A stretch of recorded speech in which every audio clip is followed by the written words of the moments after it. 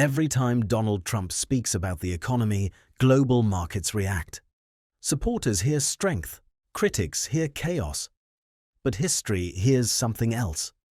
Because moments like these, intense political division, massive government debt, and economic uncertainty, have appeared before every major imperial decline. This isn't about Donald Trump as a person, and it isn't about politics. It's about what moments like this represent in history. When empires reach the late stage of power, economic stress always becomes political, and political conflict always exposes financial weakness. This has happened before, many times, long before Donald Trump, long before modern governments, and long before today's financial system. Every empire believed it was strong, right until the moment money stopped working the way it once did. Before Rome collapsed, leaders argued endlessly while debt exploded. Before Spain lost its empire, political power masked financial decay. Before Britain faded from dominance, debt quietly replaced production. History shows us something uncomfortable. Empires don't collapse because of one leader. They collapse because the financial system beneath them can no longer support the power above them. Donald Trump didn't create these systems. No modern leader did. They inherit them. And when financial pressure reaches a certain point, leadership becomes louder, politics become sharper, and society becomes divided. Those are symptoms, not causes. To understand where an empire is heading, you don't watch speeches, you watch money. Because every empire collapses financially before it collapses politically. And history has never broken this rule. Every empire begins the same way. It starts with productive strength. Early empires build wealth by producing real value. Agriculture, trade, craftsmanship, innovation, and expansion into new resources. Money at this stage is simple. It represents work, goods, and trust. Taxes are manageable. Debt is limited. The state lives within its means. This is the growth phase, when power feels earned. Rome expanded through disciplined armies and efficient taxation. The British Empire dominated global trade routes and manufacturing. The United States rose through industrial output, innovation, and productivity. In this phase, money is a tool, not a weapon. But growth creates comfort. Comfort creates complacency.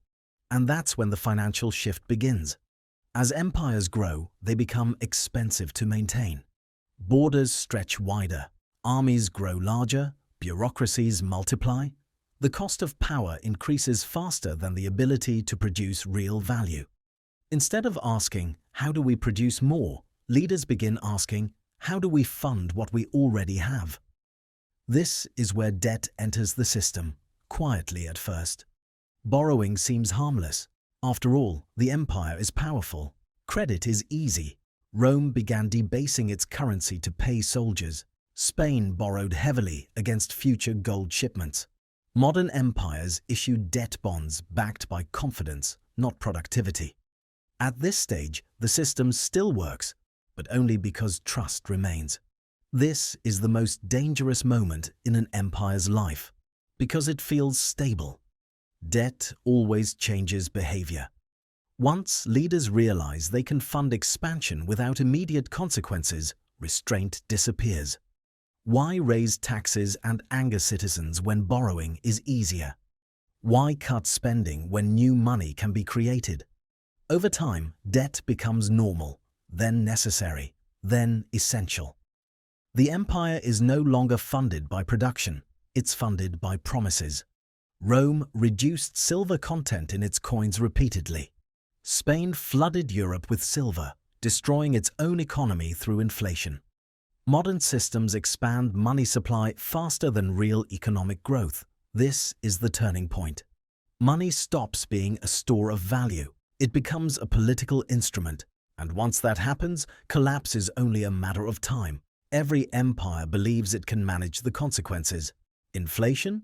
Temporary? Debt? Sustainable? Economic imbalance? Fixable.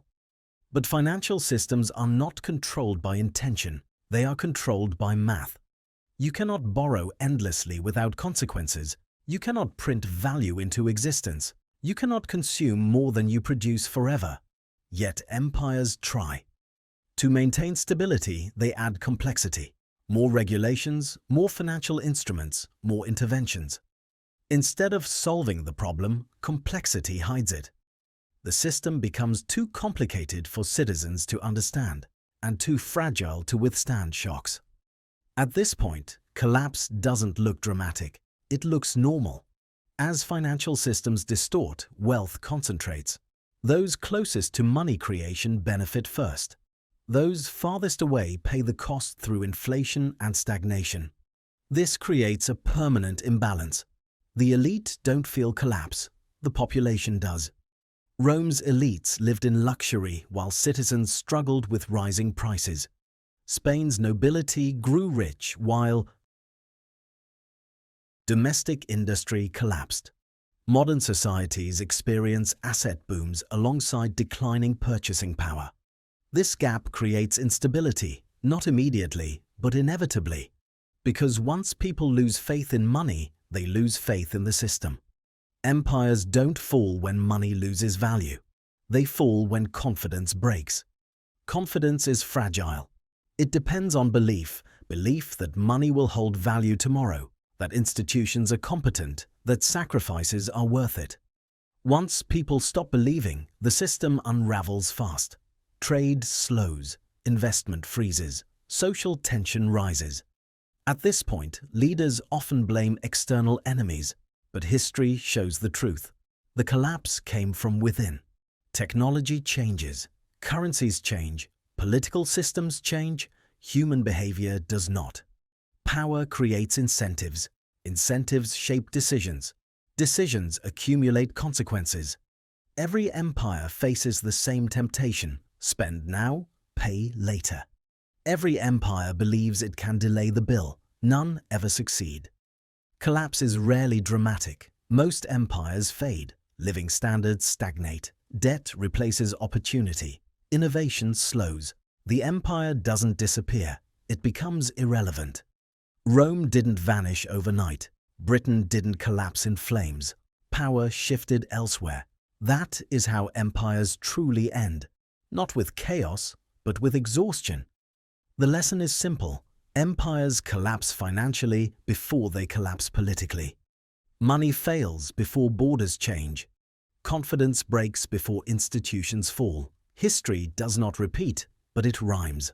And those who understand the pattern are never surprised by the outcome. This is why studying economic history matters. Not to predict dates, not to spread fear, but to understand systems and recognize when incentives are misaligned. Every empire believes it has escaped history. None ever have. If you want to understand how money, power, and empires really work, subscribe to this channel, because history always tells the truth.